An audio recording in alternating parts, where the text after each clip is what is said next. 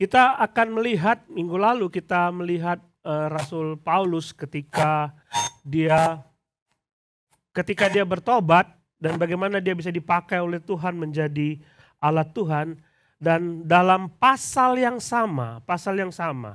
Jadi Lukas tidak menceritakan apa yang Paulus lakukan dalam cerita selanjutnya, dalam cerita yang akan datang. Dia langsung ketika Saulus bertobat, dia langsung menceritakan perubahan apa yang terjadi pada Paulus, pada Rasul Paulus.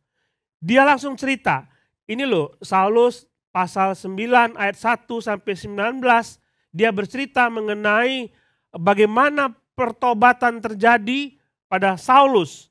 Kemudian 19b, dia langsung bercerita bahwa ketika itu juga terjadi perubahan pada diri Saulus. Langsung terlihat seperti itu. Dan ini dia ngomong seperti ini supaya kita belajar bahwa sebagai anak Tuhan, sebagai orang yang percaya kepada Tuhan, perubahan-perubahan itu seharusnya nampak.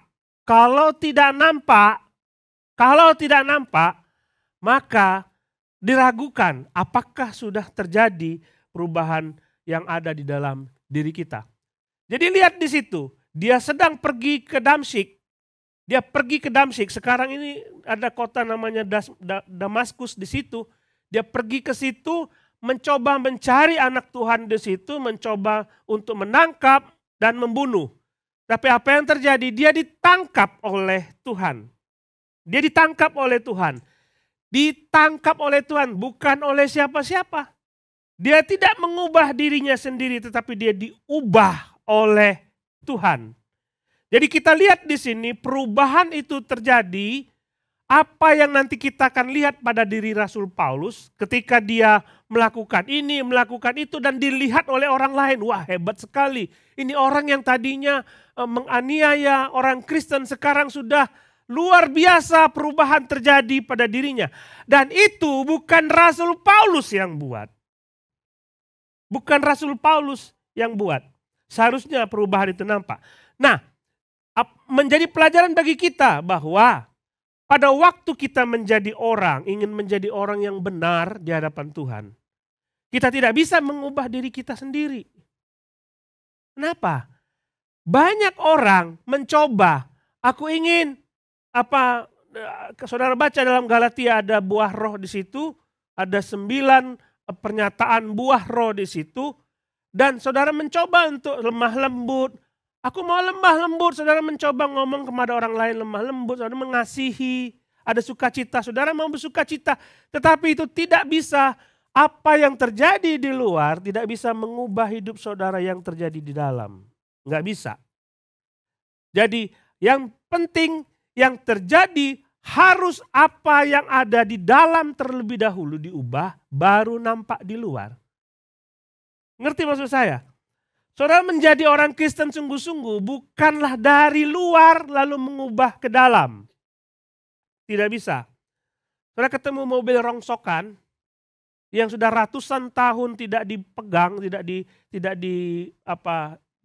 dipakai, tidak digunakan, udah karatan bodinya, saudara bawa ke bengkel, saudara ganti casingnya. Mobilnya terlihatan bagus, cuma nggak bisa jalan. Kenapa? Mesinnya belum bagus. Mesinnya harus diperbaiki. Tuhan memperbaiki Rasul Paulus. Dan ini yang disebut dengan kelahiran baru. Ini yang disebut dengan kelahiran baru. Kelahiran baru mengubah hidup kita yang di dalam ini, sehingga akan muncul sifat-sifat baru, perbuatan-perbuatan baru dalam diri kita. Nah, saudara mungkin bertanya, ada banyak orang Kristen yang sifat-sifat itu nggak muncul. Nanti kita akan lihat Rasul Paulus. Coba next slide. Next. Terus. Nah, coba lihat ini. Prosesnya seperti ini. Dia lahir baru terlebih dahulu. Baru nanti kita lihat prosesnya. Ketika itu Rasul Paulus memberitakan Injil. Orang tidak lahir baru nggak mungkin dia memberitakan Injil. Kemudian bertumbuh secara rohani. Gimana bisa tumbuh? Hidup aja enggak. Kemudian dia menghasilkan buah. Ini proses ini yang terjadi. Harus terjadi perubahan di dalam diri. Jadi rubah ya. Jangan saudara mencoba untuk saya mau bertumbuh supaya saya lahir baru. Itu tidak akan terjadi. Tidak akan terjadi. Kenapa? Ketika seorang diubahkan oleh Yesus, Yesus memberi dia kuasa untuk melakukan ini yang seperti Rasul Paulus lakukan. Ketika dia lahir baru, Tuhan memberi dia kuasa untuk memberitakan Injil. Tuhan memberi dia kuasa untuk bertumbuh secara rohani. Tuhan memberi dia kuasa untuk memuridkan orang lain, menghasilkan buah. Nah kita lihat ini saudara. Jadi ini sebuah proses kelahiran baru terlebih dahulu, kemudian baru nanti kemudian muncul sifat-sifat karakter-karakter yang bisa dilihat oleh orang lain. Pak, masalahnya, saya udah lama jadi orang Kristen, tapi tidak terlihat perubahan dalam diri saya. Dia ngaku dia orang Kristen, tapi marah-marahnya masih ada. Oke? Sifat lamanya masih ada. Bohongnya, wah masih seneng. Mabok-maboknya masih akrab. Gitu ya. Dosanya masih ada. Dia ngaku dia Kristen, tapi sifat lamanya masih ada, sifat barunya nggak muncul. Kenapa? Itu ada dua hal. Pertama, memang dia belum dilahirkan kembali, belum diubah oleh Tuhan. Tuhan belum intervensi dalam dirinya. Sehingga tidak muncul. Nggak muncul sama sekali. Masih gemar melakukan dosa. Orang yang semacam ini belum lahir baru. Dalam percakapan Yesus dengan Nikodemus, Tuhan bilang, kalau kamu tidak lahir baru, tidak masuk surga. Benar kan? Nikodemus datang kepada Yesus. Nikodemus apa kurangnya? Dia melakukan yang terbaik buat Tuhan. Dia berpuasa. Dia baca Alkitab tiap hari. Bahkan seluruh hidupnya dia dedikasikan buat Tuhan. Tuhan bilang, no. Kalau kamu tidak lahir baru, kamu tidak masuk surga. Lahir baru terlebih dahulu. Jadi kalau ada orang mengaku diri Kristen, tapi hidupnya masih penuh dengan dosa, kemungkinan besar belum lahir baru. Atau yang kedua, dia sudah lahir baru, tapi Yesus tidak jadi raja dalam hidupnya. Kalau dia jadi raja dalam hidup kita, dia layak memerintah, benar kan? Setuju nggak? Saudara menghadap Yesus sebagai raja. Kalau dia suruh apapun, saudara pasti akan dengan senang hati melakukan. Benar nggak? Raja berhak memerintah, benar nggak? Benar. Tapi apakah Yesus raja dalam hidupmu ketika dia mengatakan jangan lakukan ini, jangan lakukan itu, kamu sudah tinggalkan ini, kamu tidak boleh lagi jadi manusia lama. Kalau kita tidak taat seperti itu, dia belum kita jadikan raja dalam hidup kita. Kita masih berkuasa. Lalu ketika Yesus memberikan perintah kepada kita, hei kamu tidak boleh berbuat dosa lagi. Kamu jangan mabok lagi. Kamu jangan melakukan ini lagi.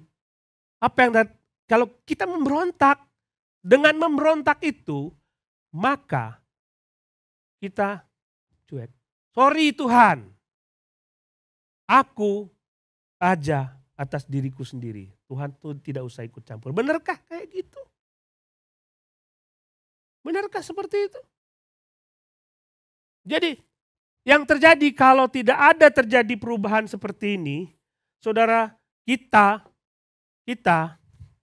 artinya bukan menjadikan dia kalau tidak terjadi perubahan. Bukan menjadikan dia raja di atas segala raja. Jadi kalau ketika kita dipanggil Tuhan kelak. Kira-kira apa? Tuhan, ya ampunilah dosaku. Kamu kan sudah dengar firman Tuhan, tapi kenapa kamu tidak lakukan firman Tuhan itu? Nah, kita coba lihat perubahan dalam diri Paulus. Luar biasa sekali saudara ketika dia, Rasul Paulus ketika dia bertobat, kita coba baca Kisah Rasul pasal yang ke-9.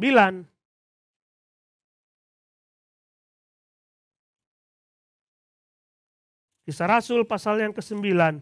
Kita coba lihat ayat 19b. Kisah Rasul 9 ayat 19b. Saulus tinggal beberapa hari bersama-sama dengan murid-murid di Damsyik. Damsyik adalah tempat dia jatuh. Jatuh karena dia bertemu dengan Tuhan, dia lihat sinar yang lebih terang daripada itu, panas siang hari terik, ada sinar yang lebih terang dari sinar matahari. Dan ayat 20. Ketika itu juga ia memberitakan Yesus di rumah-rumah ibadat dan mengatakan bahwa Yesus adalah anak Allah. Butuh berapa lama Paulus setelah dia bertobat dan dilahirkan kembali, lalu dia memberitakan Injil. Ketika itu juga. Saya tanya kepada saudara, sudah berapa lama sudah jadi orang Kristen? Lalu butuh berapa lama saudara memberitakan Yesus? Tidak mungkin orang kalau ketemu dengan Yesus, orangnya sudah diubah oleh Tuhan. Sudah diubah oleh Tuhan. Tidak mungkin tidak memberitakan Yesus. Saudara makan bakmi enak aja saudara kasih tahu orang. Benar nggak? Saudara ketemu rumah makan enak, saudara kasih tahu. Aku makan di situ murah enak, kasih tahu orang. Ini saudara diselamatkan. Nggak mungkin nggak kasih tahu orang. Itu yang terjadi pada diri. Aku orang berdosa, dia merasa sangat berhina sekali dan berdosa. Tapi dia merasa aku punya hutang. Orang lain yang selama ini aku anggap orang Kristen sebagai orang yang paling berdosa. Rupanya aku yang paling berdosa. Dia jadi ajak orang-orang Yahudi semua. Ajak orang-orang Yahudi semua, ayo kita serang orang Kristen. Dia merasa mengajak orang, kita yang paling benar. Jadi semua orang-orang yang bersama dia merasa dia paling benar. Lalu ketika dia bertemu dengan, aku salah rupanya. Mereka lah yang benar. Lalu bagaimana dengan orang-orang yang selama ini ku ajak untuk mengikuti ajaranku yang lama? Bagaimana? Mereka salah. Aku harus kasih tahu. Itu kan. Lagi pula Yesus bilang, bersaksi tentang aku. Tapi berapa lama kita butuh waktu untuk bersaksi tentang Tuhan? Sudah berapa lama kita jadi orang Kristen? Dan tidak satu pun orang kita berikan kesaksian tentang Tuhan. Paulus ketika itu yang disebut perubahan radikal. Kenapa radikal? Banyak orang Kristen tidak melakukan ini. Banyak orang Kristen, aku sudah selamat, udah aku gak mau kesaksian, sudah biarin aja urusan dia. Gak ada perubahan. Sesuatu yang enak, yang luar biasa, terjadi, tapi tidak pernah diberitakan kepada orang lain. Sukacita itu tidak pernah diberitakan kepada orang lain. Jadi dia langsung segera memberikan kesaksian tentang Yesus. Nah mungkin saudara ada, Pak, pertama, saya perlu belajar dulu firman Tuhan. Karena kalau saya ditanya, saya nggak bisa jawab. Benar ya? Biasa gitu kan, Pak belum belajar. Gimana mau memberitahukan tentang Yesus? Gimana mau belajar caranya? Kan nggak belajar. Tapi pertanyaan saya kepada saudara, saudara belajar nggak sampai saat ini? Sudah berapa lama jadi orang Kristen tapi tidak belajar?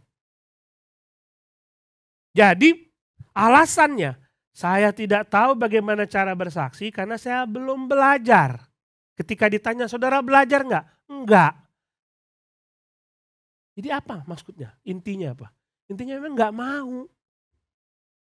Nggak mau. Paulus berubah. Mungkin alasannya adalah takut dipukul.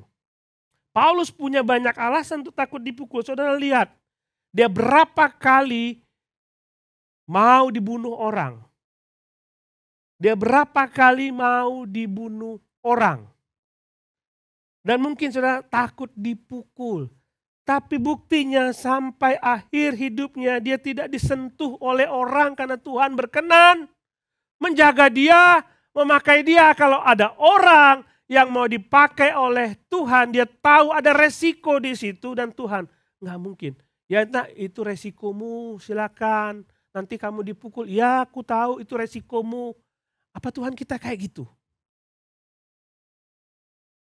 Tidak seorang pun yang bisa menyentuh Rasul Paulus.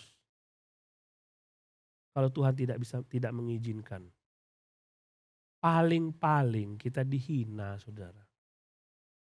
Paling-paling kita dihina. Jadi perubahan pertama adalah terus. Perubahan pertama sudah ada slide-nya di situ, tinggal diikuti saja.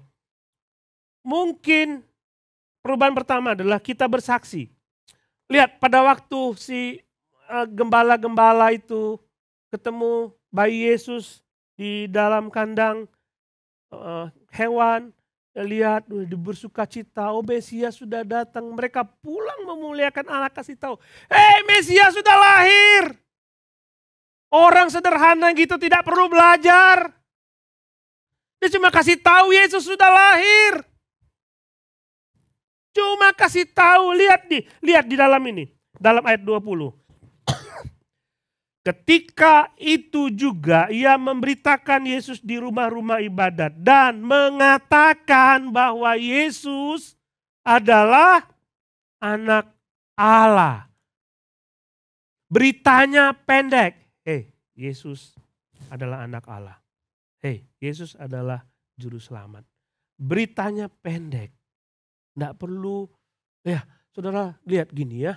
Di dalam Alkitab itu secara teologi dari Kejadian sampai Wahyu urutannya begini, lalu lihat ini ada bahasa Ibraninya ini. Enggak perlu. Cuma kasih tahu Yesus itu Tuhan. Enggak perlu banyak belajar. Dia kasih tahu apa yang Tuhan perbuat atas hidupmu. Bagaimana sekarang engkau sudah berubah. Itu terjadi perubahan radikal. Kalau itu tidak terjadi, maka diragukan apakah saudara sudah menjadi anak Tuhan atau belum. Saudara bawa mobil, casingnya saudara ubah. Mobil ini adalah mobil yang tadi kita ajak misalnya Pak Umar untuk lihat nih mobil yang kemarin loh, yang 10 tahun di kandang nggak diapa-apain. Yang kemarin bannya begini udah rusak semua. Casingnya kita rubah, bannya kita ganti, semua kita ganti. Mesinnya tidak kita ganti. Ini mobil sudah berubah loh. Mobilnya sudah berubah. Ayo kita bawa jalan, nggak bunyi. Nggak ada tanda-tanda. Nggak ada tanda. Ayo jalan. Bunyikan mobilnya. Bunyi saja enggak. Mau starter juga nggak bisa. Diragukan mobil itu sudah berubah di dalamnya. Jadi kalau tidak ada penampakan perubahan itu, diragukan saudara lahir baru atau belum. Hati-hati. Dan Tuhan mengatakan bukan setiap orang yang berseru kepadaku masuk surga, tapi setiap orang yang percaya kepada Tuhan. Kemudian kita teruskan, kita lihat dia tadinya dia eh, memberitakan, dia tidak mau ya, Injil tersebar. Tapi sekarang dia ingin Injil tersebar. Perubahannya cukup radikal dan sangat radikal. Tadinya dia mati secara rohani, sekarang dia bertumbuh secara rohani. Tadinya dia mati secara rohani, sekarang dia bertumbuh secara rohani. Coba kita lihat ayat 22, Kisah pasal 9 ayat 22.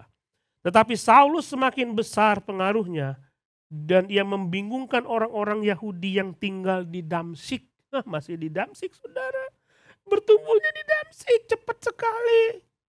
Karena ia membuktikan Yesus adalah Mesias. Dia di Damsyik menjadi motor penggerak Injil. Mungkin orang-orang Kristen di Damsyik takut. Tapi dia tidak takut.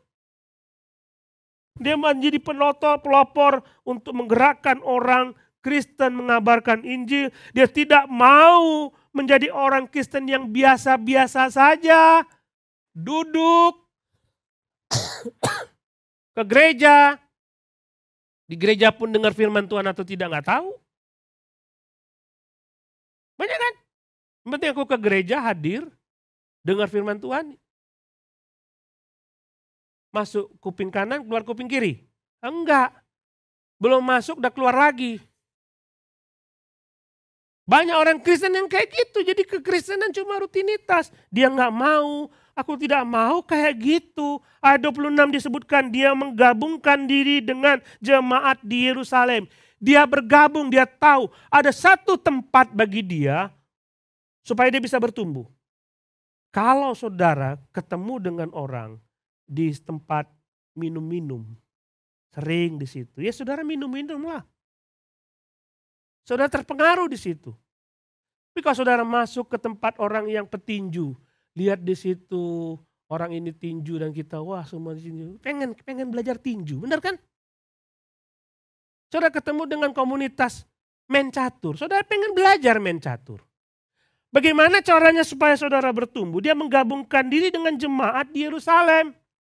Dia menggabungkan diri dengan jemaat di Damsyik. Karena dia tahu dia butuh komunitas supaya dia bisa bertumbuh. Waktu dia bergabung dengan gereja itu, orang-orang di gereja itu mensupport dia. Dia lihat orang ini begini, aku mau tiru dia. Orang ini begini, aku mau tiru dia. Dan saudara, itu yang terjadi seharusnya pada diri kita.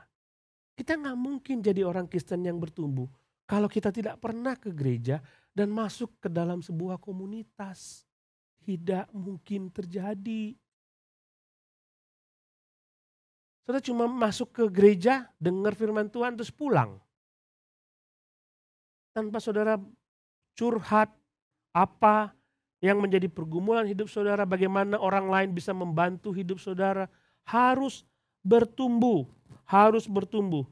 Nah, waktu dia menjadi orang Yahudi dan belum menjadi orang percaya, apakah terpikir dia bertumbuh? Enggak, itu dibuat oleh Tuhan.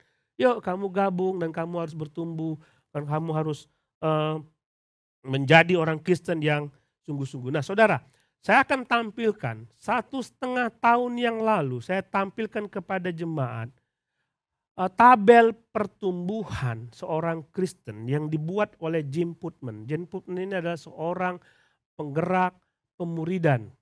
Masih ingat? Coba Randy, coba lihat ini enggak tahu saudara terbaca atau tidak. Kalau orang mati secara rohani, hidupnya berantakan, terhilang, hidupnya berdasarkan perasaan, bukan berdasarkan firman Tuhan. Tapi ketika dia menjadi percaya, lihat garis biru itu, setelah dia percaya kepada Tuhan, dia masih menjadikan Tuhan dirinya sendiri Tuhan, bukan Yesus menjadi Tuhan, dirinya sendiri. Pokoknya aku yang mengatur hidupku. Enggak pernah Tuhan yang mengatur hidupnya, enggak pernah. Saudara, dia mau apa-apa yang penting aku happy. Enggak, bukan yang penting Tuhan happy, bukan. Ini orang yang baik, bingung apa itu kebenaran. Coba pikir, tahun lalu saudara di mana, saat ini saudara ada di mana? Dia mulai belajar tentang kebenaran, pengen tahu apa itu kebenaran. Kemudian kalau dia beranjak menjadi anak-anak, dia mulai memiliki relasi dengan Tuhan. Dia mulai gemar baca Alkitab, gemar berdoa, dan mulai relasi dengan, ada komunitas dengan orang percaya, komunitas doang. Kemudian dia mulai belajar baca Alkitab, mulai kelompok kecil, lihat itu. Paulus sudah ikut kelompok kecil. Saudara, kelompok kecil, gereja kita punya kelompok kecil yang disebut care group. Apa yang terjadi di care group itu adalah, saudara bisa bertanya apa itu kebenaran, saudara bisa curhat, saya punya pergumulan, saudara bisa menceritakan kepada orang lain supaya saudara didoakan, saudara bisa menolong orang lain yang membutuhkan. Saling menguatkan satu sama lain. Saudara mulai memberi uang dan waktu, ini masih anak-anak, ini belum seperti yang diharapkan oleh Tuhan, belum. Coba lihat pemuda, dia mulai memikirkan orang lain, orang ini kasihan ya. Menganggap diri sebagai pelayan Tuhan, dia ingin terjun dalam pelayanan. Dia mulai memberikan perpuluhan dan ucapan syukur. Memikirkan perkembangan kelompok kecil, gimana ya? Saya punya kelompok kecil dan saya ingin orang lain yang tidak masuk kelompok kecil bisa masuk kelompok kecil supaya dia juga bisa ditolong. Ini pemuda, belum dewasa. Yang kita incer itu dewasa. Oke? Cara pikir saudara sampai di mana? Ini Jim Putman. Kemudian dewasa. Dewasa sebagai murid Tuhan dan terus bertumbuh.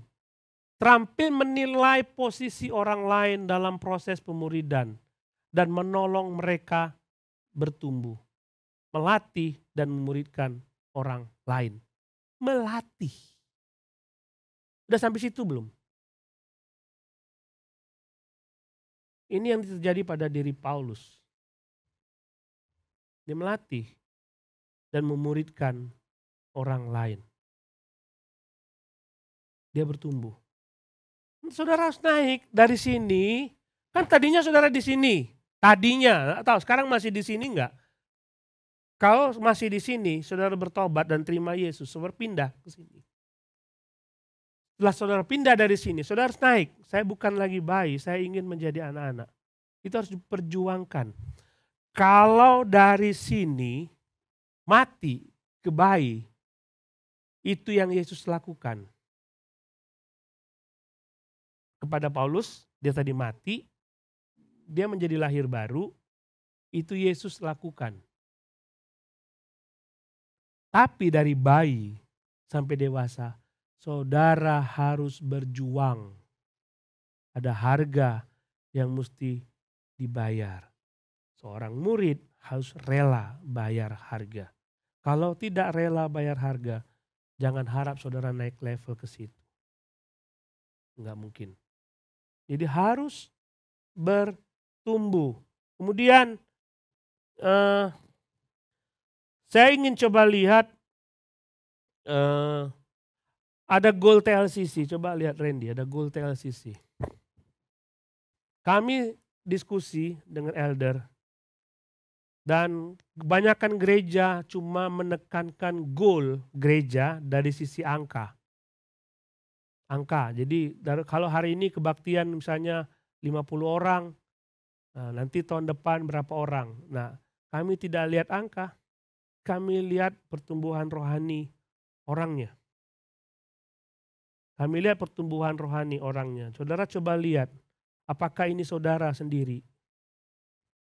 Saya antusias ikut ibadah setiap minggu. Kalau orang percaya kepada Yesus dan sudah lahir baru, wah dia dari malam sudah mikir, besok akan ibadah. Aku akan memberikan diriku untuk ibadah. Saya aktif mengikuti care group. Karena care group itu menolong dia dan menolong orang lain. Hidup kita bukan untuk diri kita sendiri. Tapi kita mencoba supaya orang lain pun bisa bertumbuh. Saya rajin mendoakan gereja secara pribadi. Saya memiliki waktu untuk Tuhan dan berdoa membaca Alkitab tiap hari. Coba, kalau saudara sudah ya terhadap semua ini, wah senang kita bahwa saudara bertumbuh dalam Tuhan.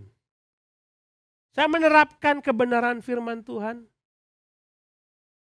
Sudah tahu itu salah, sudah tidak akan lakukan. Saya bisa menyampaikan firman Tuhan dalam sebuah kelompok. Jadi ini akan kita coba bangun beberapa tahun ke depan. Gereja menyiapkan semua fasilitas supaya saudara bisa seperti ini. Dan ada beberapa orang memang tidak mau bayar harga untuk mengikuti fasilitas yang disiapkan oleh gereja. Ada Bible study, saudara bisa belajar Alkitab, tapi kadang-kadang kita malas. Ntar ada belajar Alkitab ya. Hari Minggu itu adalah hari yang paling capek, saudara. Walaupun kita pengennya tuh istirahat, tapi ada Bible study.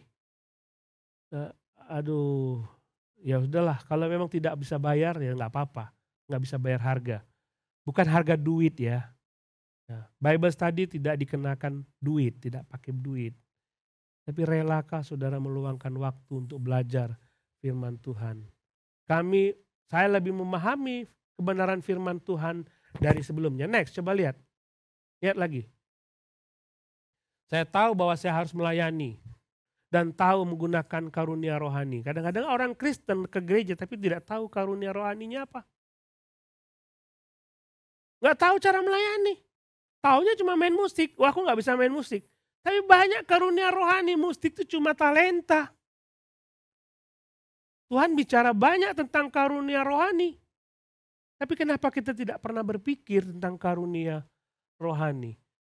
Saya ingin mementor orang lain menjadi murid Kristus.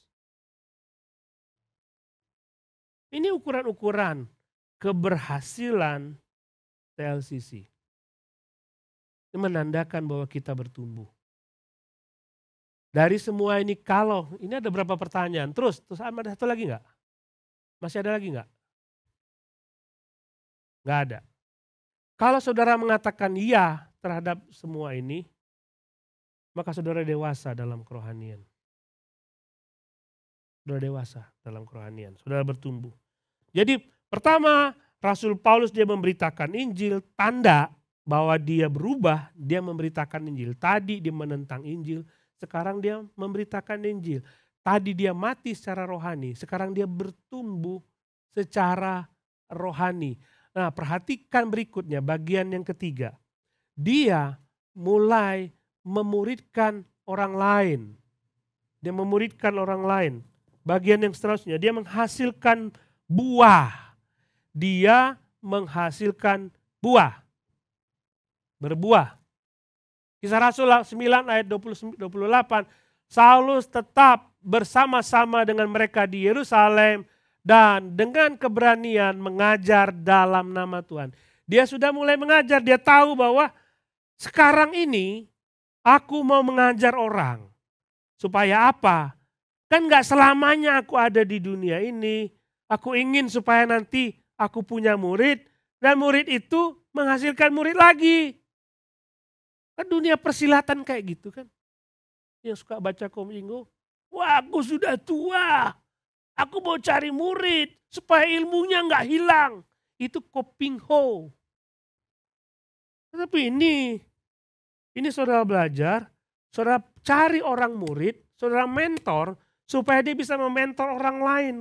Gak susah kok. Gak susah. Tapi itu tujuannya waktu dia ketemu dengan Timotius. Dia lihat anak ini baik sekali. Lalu dia bawa Timotius. Lalu dia bilang kepada Timotius, coba buka 2 Timotius 2 ayat yang kedua. 2 Timotius 2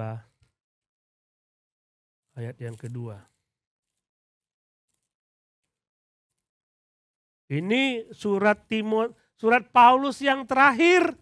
Ketika dia akan mati di pancung, dia akan dihukum mati. Jadi semacam surat wasiat kepada Timotius, dia beritahu kepada Timotius dalam 2 Timotius 2 ayat yang kedua. Apa yang telah engkau dengar daripadaku di depan banyak saksi, apa yang kau dengar daripadaku, kau belajar daripadaku, Percayakan itu kepada orang yang dapat dipercaya, yang juga cakap mengajar. Jadi Rasul Paulus bilang, Timotius, kau sudah belajar daripadaku, sekarang kau ajar orang lain. Supaya orang lain itu mengajar lagi, dan mengajar lagi. Kita mau semua orang-orang yang bergabung di TLCC, saudara mampu untuk mementor dan memuridkan orang lain. Susah? Enggak. Kita belum mulai, kita udah takut. Kita belum mulai, kita udah takut. Coba kita belajar bersama-sama. Ajar dia pelan-pelan. Pasti saya yakin ya, memang ada orang-orang yang punya karunia mengajar. Ada itu. Ada yang tidak punya karunia mengajar. Tapi kalau begitu saudara mencoba untuk itu, saudara akan membuat orang lain menjadi murid Tuhan. Menjadi murid Tuhan. Lagi pula di dalam amanat agung Tuhan mengatakan, pergilah, jadikanlah semua bangsa muridku. Itu bukan cuma bersaksi. Itu perintah buat kita semua. Pikirkan itu, saya mau jadi orang yang berubah secara radikal. Saya mau supaya saya memuridkan orang lain. Coba Putman halaman terakhir.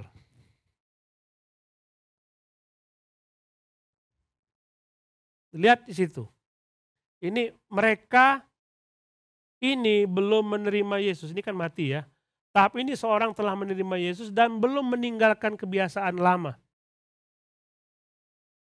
Masih ada, minum-minum masih, judi masih, ya.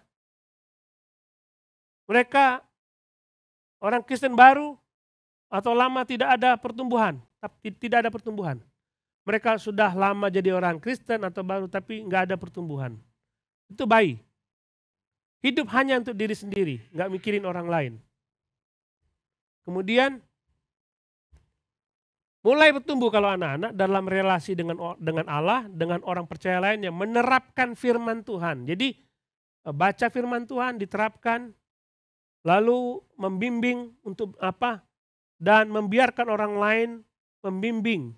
Jadi ada orang lain, Pak tolong mentor saya, tolong bimbing saya, dia rela. Gitu ya. Terus pemuda ada perubahan besar dari pusat pada diri sendiri memikirkan orang lain. Gimana caranya orang lain ini bisa kenal Tuhan. Mulai mengerti peran sebagai pemberi, bukan penerima. Jadi orang ke gereja bukan cuma untuk cari untung. Aku gak dapat berkat di gereja itu. Bukan itu maksudnya. Kalau aku ke gereja, bagaimana aku bisa berkontribusi buat kerajaan Tuhan. Itu maksudnya kalau dari pemuda. Coba lihat dewasa. Pemahaman yang kokoh akan firman Tuhan. Tinggal diam dalam hadirat Bapa. Mampu menghasilkan murid. Ini tujuannya. Sudah berubah. Kejar itu. Dari saudara mati secara rohani, hidup secara rohani, itu Tuhan telah lakukan. Sekarang giliranmu untuk berjuang. Bayar harga. Kata Tuhan. Tidak ada seorang pun kata Tuhan yang mau mengikut aku tidak mau memikul salibnya. Nggak ada. Nggak ada. Harus bayar harga. Sehingga saudara perubahan-perubahan itu mulai terlihat. Saudara nggak bisa tahun ini, saudara coba tahun depan. Saudara coba lagi tahun depan, coba lagi tahun depan. Sehingga kita menjadi orang Kristen yang benar-benar tangguh, kuat, dan menjadi anak Tuhan yang bisa menghasilkan murid. Sampai berapa lama jadi murid? Kapan jadi gurunya? Itu maksudnya. Kita berpikir saudara, mari kita berdoa bersama-sama secara pribadi. Saudara berkata kepada Tuhan, Tuhan sudah lama aku percaya kepada Engkau, tapi ini rupanya tidak ada dalam diriku. Aku ingin berubah. Aku ingin supaya hidupku bisa memuaskan dan menyenangkan hati Tuhan. Kalau memang itu Tuhan berkata kepada saudara-saudara, silakan berdoa.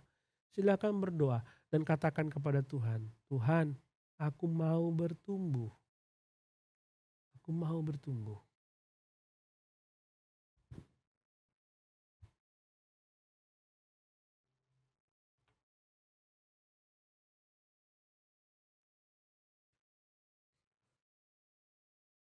Kalau saudara sudah lama menjadi orang Kristen, tapi tidak ada tanda-tanda yang yang memperlihatkan saudara sebagai orang Kristen. Nggak keluar tanda itu. Masih hidup dengan pola lama. Kebiasaan lama masih ada. Maukah saudara berdoa kepada Tuhan? Mulai sekarang dan seterusnya. Tuhan, Engkaulah Raja dalam hidupku. Dan aku akan meninggalkan kebiasaan lama itu. Aku akan kembali kepada Tuhan. Berdoalah seperti itu.